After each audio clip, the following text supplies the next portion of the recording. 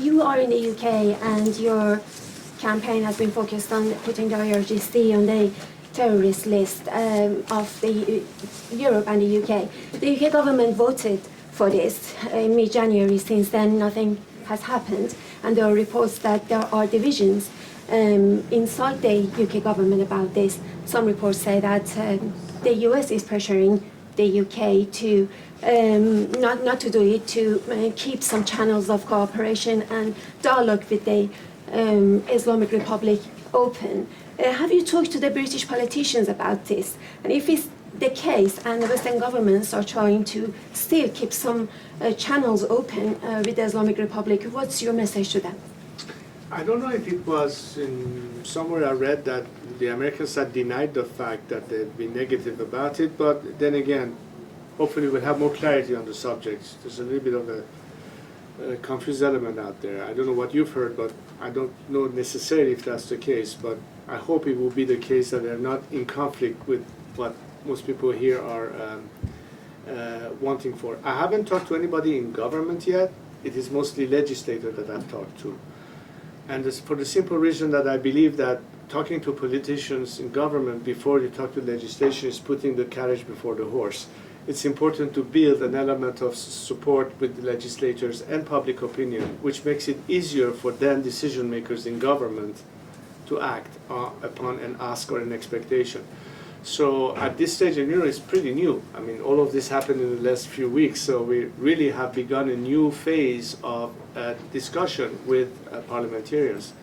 Imagine that in 43 years, this is the first time that the world is beginning to talk to those of us who represent the alternative to the regime. Until now, the dialogue was limited only to the regime and its representatives.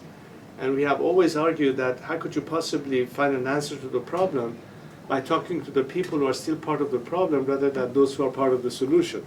Now that I've finally begun to engage us in dialogue, which we welcome obviously, but this is just pretty recent. It's not even a matter of a month, it's less than a month if you take the Munich conference as a starting point. And so it's time to develop. But at this stage of the game, I think the reception is very warm. It's very, they're interested to see exactly what can be done. Again, when we talk about empowerment, what that does mean. And the immediate focus is on two things. One is, access to the internet. As you all know, this is a vital component for communication and not being disconnected from the rest of the world. For media to receive all the footages that are uploaded by social media that you monitor, and the importance of access so that they can coordinate efforts, whatever campaign that is orchestrated inside Iran, and of course what needs to be done on the outside. That's one thing. The second thing we're focused on is bringing the element of pressure from within, which ultimately means labor strikes that are organized, and that is an important element. And we've been talking about whether or not there are possibilities to fund the strike funds by means of perhaps repurposing frozen or confiscated assets of the regime, which is the people's money in the first place, to be able to in fact fund such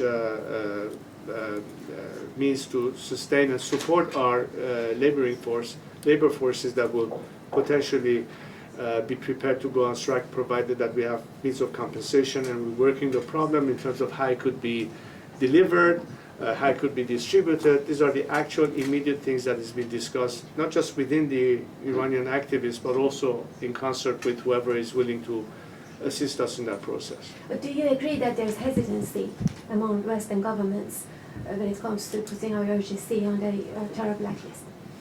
Well, again, it's a matter of political will. Because the legislative part has done its job. That's a matter for governments to actually follow suit. And we hope that they will do that, because if they recognize the importance of what this will mean to cripple the regime even further, not just because of the domestic repression element part of it, but also the regional acts that the regime does, counting on the IRGC as its instrument of intervention or whatever you want to call it, whether it's in Yemen or in Lebanon or in Syria or even all the way on European territory and beyond, how critical that is to reverse that balance and tilt it towards the people and further ostracize and weaken the regime in its means of fueling its war machine and its instrument of repression. They have to understand how directly it will impact positively in the interest of the people of Iran who are trying to free themselves from this regime, and at the same time how critical it is to limit the regime more and more. That's a vital component in this phase in particular, and I hope that the leaders in various capitals and governments will understand the necessity for it and how critical it could be for the success of the Iranian movement against the regime. Thank you. Thank you very much. This is Comedian Entikhabi Fard, Chief Editor of the Independent Persian.